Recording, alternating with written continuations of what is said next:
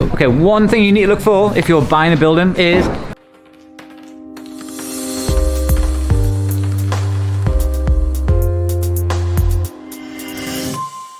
if you're buying a house that's over 100 years old, the actual pointing, by the way, pointing is the stuff between the bricks, can degrade, and that means that water starts penetrating through, and it means that water starts going through and it creates damp inside. So here we're getting actually stripped back. You can see here it's getting stripped back, and we're getting the building repointed to create a more watertight building, so it's going to last for another 100 years. So do get it checked out. If you don't know what you're looking at, just take a builder around with you if you're looking for a new building. That's the way you're going to start. Working with trades can be hugely painful, because with this small stuff, you can't get them on a fixed contract where if they're even one day late they get penalised. Most contractors, when they're doing small things like this, they just don't, there's not enough profit in it, or they will just charge so much that actually it's not it's not a good return for you either. So then you bring in smaller companies, you bring in people who are not necessarily as skilled, but they can work sooner, but at the same time then you're managing all the hassle that comes with it. So I'm looking around this right now, I can see things that I wouldn't do if I would refurb this myself. But ultimately you've got to trust the trades, you've got to trust the people who are doing it, and then pick up the pieces sometimes when things go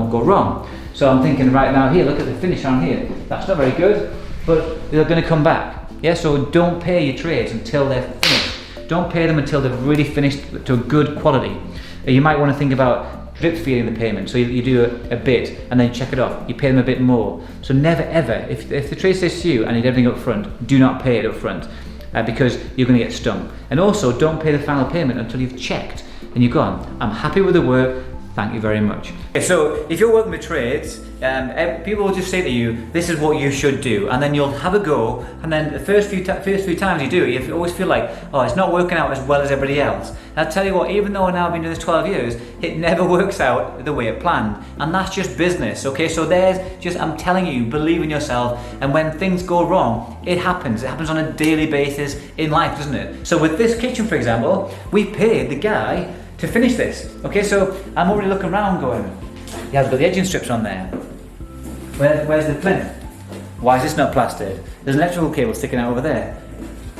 If I actually turn the plumbing on right now, the water's going to go through the sink. So for me, is this good quality? Boom. But we paid it, because at that point he was pushing to get paid, I was away, and so ultimately, and because we had a good relationship, we paid it. So even when you're doing it as much as I am now, we all go, you know what, I wouldn't do that again. But that's the key thing. This is what I want you to get from the video.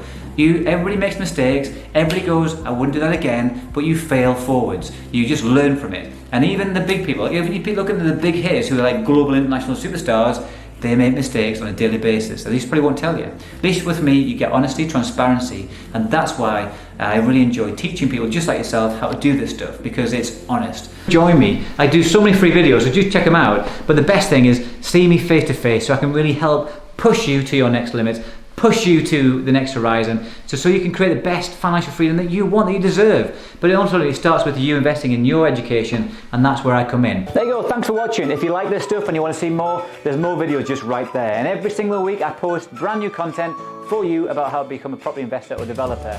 All I ask is subscribe so you can see this every week, and like and comment. But if you also want to see me on other channels, Instagram, Facebook, and LinkedIn is right below, so click on there too. I look forward to seeing you real soon face to face. Take care.